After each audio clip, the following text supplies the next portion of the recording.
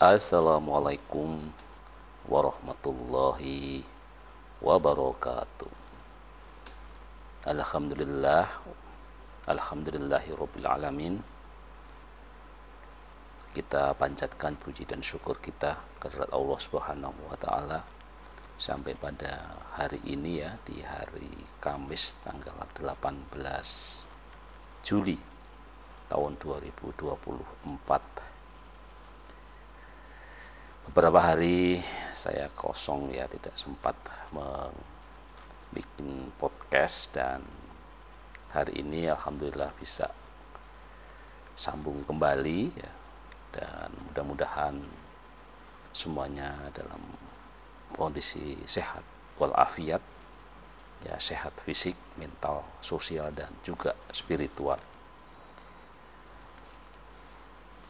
Berita hari ini tentu banyak berita-berita menarik yang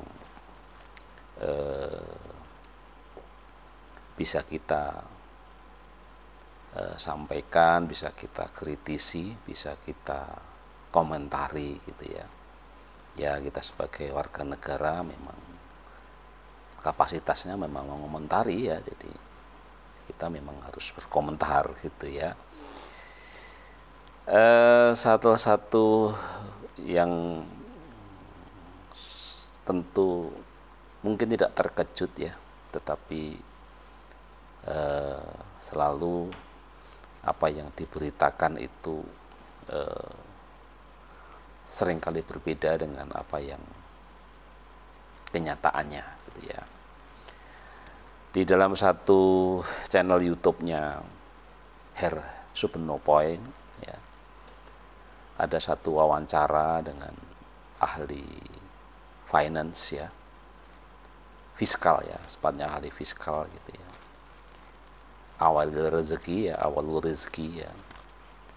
Dan di situ disampaikan, langsung ke judul beritanya saja, mengejutkan, pemerintah sembunyikan data utang. Jadi total utang itu bukan 8 triliun tetapi adalah 12 triliun ya. Lebih tepatnya di situ disebutkan 12.657 triliun, bukan 8.144 triliun. Saya kemudian mencoba untuk membuka podcast dulu ya, podcast awal-awal saya mencoba untuk mempodcast berbagai persoalan yang ada ya, dan dalam hal ini tentu yang ada hubungannya dengan hutang. Jadi hutang kita yang sedemikian banyak. Di podcast sebelumnya sudah saya sampaikan ya, hati-hati dengan hutang.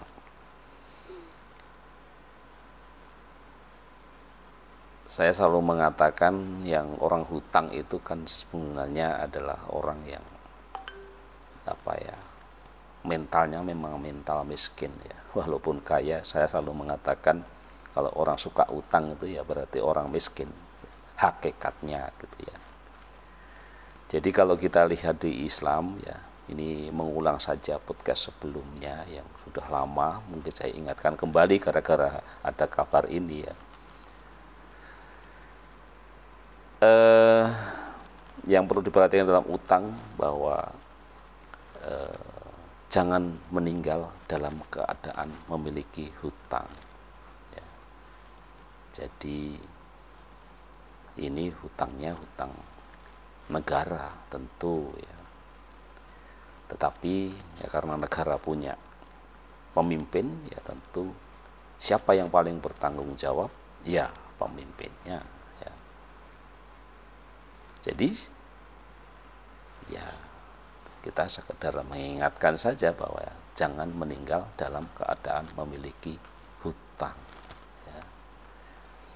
Jadi kalau semangat hutang saja ya, saya kira ya sama juga dengan orang-orang masyarakat awam yang memang kurang pengetahuannya gitu ya. Kemudian nomor kedua berkaitan dengan hutang ya adalah jiwa orang berhutang itu masih menggantung. Jadi ketika orang sudah meninggal, kalau orang punya hutang maka jiwanya masih menggantung. Makanya ketika orang meninggal dunia selalu disampaikan oleh ahli warisnya gitu ya, untuk saudara-saudaraku yang mungkin pada masa hidupnya ya berkenaan dengan hutang piutang, jadi tolong segera menemui para ahli waris untuk menyelesaikan hutang itu ya. Ya, walaupun ini adalah konsepnya negara, tentu ya harus kita tagih kan gitu ya. Kemudian tidak berniat membayar hutang itu maka dia termasuk pencuri, maling gitu ya. Jadi kalau nggak ada niat bayar hutang gitu ya, dosa hutang itu tidak terampuni ya, walau mati syahid ya. Jadi bayangkan kita ya, memang begitu banyak ancaman berkenaan dengan hutang ini. Dan yang terakhir, hutang adalah sesuatu yang memberatkan hidup di dunia dan di akhirat. Karena yang kalau dalam konteks negara ya tentu siapa juga yang menanggung, ujung-ujungnya ya rakyat banyak ya. Jadi mana yang mensejahterakan rakyat itu di mana? Kalau hanya menambah hutang ya. Bahkan di situasi yang tinggal sebentar lagi menjadi presiden ya, terakhir keluar peraturan presiden tentang percepatan pembangunan IKN. Lawang duit ndak ada kok mau percepatan gitu ya. Yang ada mestinya kan perpres penundaan kan gitu ya, supaya kita tidak nambah hutang lagi ya. Nah ini malah percepatan, sudah pasti yang namanya percepatan itu kemudian akan menggerakkan seluruh kekuatannya gitu ya, sementara kita sudah sedikit kekuatannya, itu persoalan ya. Jadi itulah berkenaan dengan hutang ya. Jadi mari kita bareng-bareng ya, jangan ikuti para pemimpin yang suka utang gitu ya. Ngutangin tidak apa-apa gitu ya, tapi hutang itu ya. Jadi inilah yang coba mari kita renungkan bareng-bareng ya, dan tentu mudah-mudahan ke depan kita bisa memiliki pemimpin yang ya setidak-tidaknya tidak suka hutang lah ya, tidak menumpuk banyak hutang ya, baik sebagai pemimpin ya, pemimpin rumah tangga ya, pemimpin organisasi ya, pemimpin perusahaan juga ya.